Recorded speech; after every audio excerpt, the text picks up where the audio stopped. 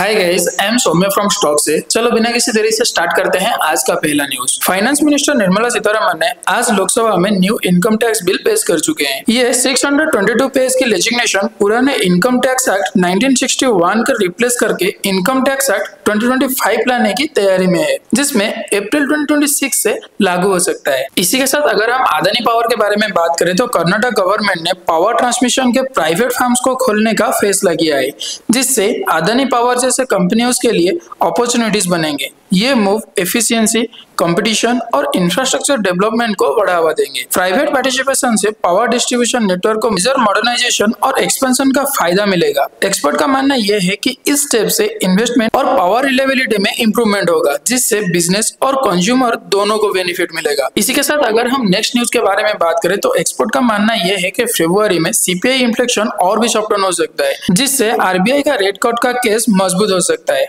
अगर इन्फ्लेशन कम होता है तो रिजर्व बैंक ऑफ इंडिया को मॉनेटरी पॉलिसी को और भी रिलैक्स करने का मौका मिलेगा। एक्सपर्ट्स का मानना यह है कि फरवरी में सीपीआई इन्फ्लेशन और भी सॉफ्टन हो सकता है, जिससे आरबीआई रेट कट का केस मजबूत हो सकता है। अगर इन्फ्लेशन कम होता है तो रिजर्व बैंक ऑफ इंडिया को मॉनेटरी पॉलिसी को और भी ज्यादा रिलैक्स करने का मौका मिलेगा, जिससे इकोनॉमिक ग्रोथ को सपोर्ट मिलेगा। लोअर इन्फ्लेशन से प्राइस स्टेबिलिटी आएगी और कंज्यूमर की परचेजिंग पावर भी इंप्रूव होगा। एनालिस्ट का कहना यह है कि अगर ये ट्रेंड कंटिन्यू रहता है तो आरबीआई फ्यूचर पॉलिसी में इंटरेस्ट रेट में एडजस्टमेंट कर सकता है। इसी के साथ अगर हम अदानी ग्रीन के बारे में बात करें तो ब्लूमबर्ग के रिपोर्ट के मुताबिक अदानी ग्रीन एनर्जी ने श्रीलंका प्रोजेक्ट से एग्जिट करने का फैसला किया है। कंपनी ने इस विड्रॉल के पीछे कोई स्पेसिफिक रीजन नहीं बताया है, लेकिन यह मूव बिजनेस और जियोपॉलिटिकल कंडीशन के चलते लिया गया है। अदानी ग्रीन का श्रीलंका के रिन्यूएबल एनर्जी सेक्टर में सिग्निफिकेंट इन्वेस्टमेंट करने का प्लान था। अब यह स्ट्रेटेजिक शिफ्ट कंपनी के फ्यूचर एक्सपेंशन प्लान को रिफ्लेक्ट करता है। इसी के साथ अगर हम नेक्स्ट न्यूज के बारे में बात करें तो आज यूएस का पीपीआई डाटा आने वाला है, लेकिन जो प्रीवियस दिसंबर मंथ का था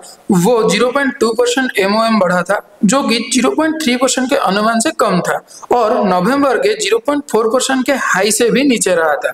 गुड्स प्राइसेस में 0.6% की ग्रोथ हुआ था, जिसमें गैस ऑनलाइन में 9.7% की ग्रोथ देखा गया था और फ्रेश वेजिटेबल के दाम में 14.7% की गिरावट देखने के लिए मिला था।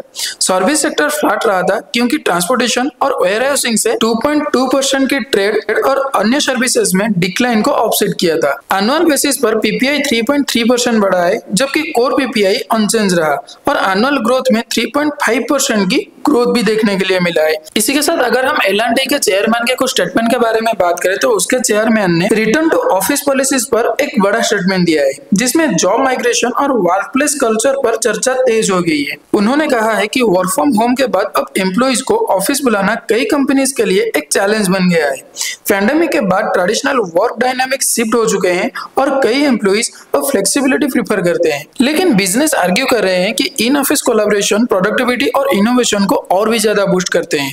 इंडस्ट्री अब इनमें शिफ्ट और नेविगेट करने के लिए नए वर्कप्लेस स्ट्रेटेजी पर फोकस कर रहा है, जिसमें एम्प्लॉय सेटिस्फेक्शन और ऑर्गेनाइजेशनल एफिशिएंसी का बैलेंस बना रहा है। इसी के साथ अगर हम लास्टली क्लोजिंग बेल के बारे में बात करें तो सेंसेक्स में गिरावट के साथ बंद हुआ है और निफ्टी भी 23,038 के लेवल पर ही आज क्लोज हुआ है और टाटा स्टील और सौर फंडा आज टॉप गेनर रह चुके हैं। तो ओवरऑल ये था आज का न्यूज अपडेट। अगर आपको हमारी वीडियो अच्छा लगा हो या फिर कुछ भी इंफॉर्मेटिव लगा हो तो आप हमें लाइक करें, शेयर करें और सब्सक्राइब करना मत भूलें। तब तक के लिए हम रहते हैं और मिलते हैं एक नए एपिसोड के साथ।